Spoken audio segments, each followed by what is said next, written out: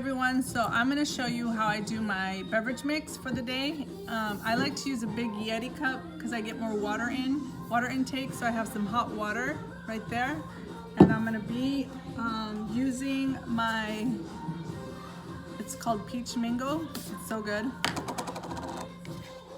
And you want, depending on what your meal plan says, you're going to do 2 scoops. For serving, everyone gets 2 scoops. Then I mix it up because it's hot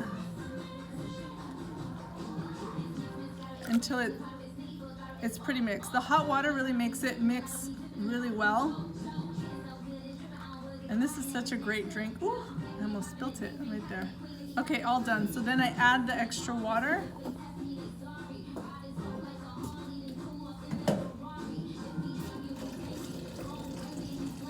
Okay, well that's filling up.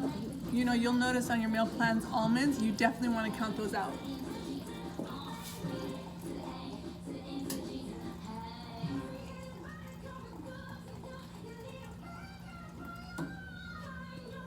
Okay, all done. And then it's ready to go. And then the one thing you can do, if you want, is add some extra tea, which I love.